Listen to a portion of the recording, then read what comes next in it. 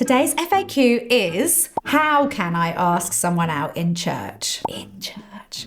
Oh gosh. Now, there's lots of different elements to this, right? Presumably, if there's someone in your church who you fancy, you've spent a bit of time around them, maybe hung out in a group or in like church activities and stuff, and you're like, hey, I think that this has got legs to spend a bit more time together. Totally hear you.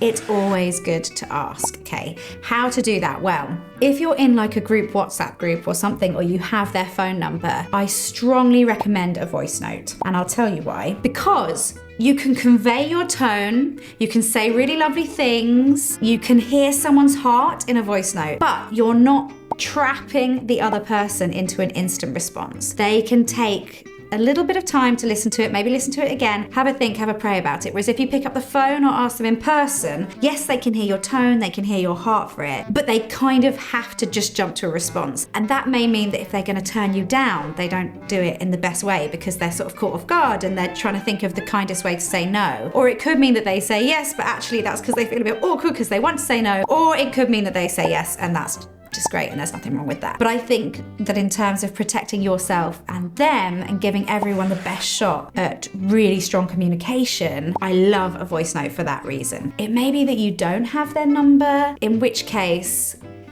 to be honest, what you probably need to do is to try and find time where it's just the two of you at church, around church, and you kind of want to gauge the situation. You want to scope it out a bit. You want to maybe suggest coffee. And if they're really keen, that'll come across. And if they're not, it'll be a bit of a, oh yeah, maybe one day, oh, I'm a bit busy at the moment. Yeah, no, sounds good at some point. And then you sort of know you can ease into it that way. We all need to not feel too awkward about asking people out.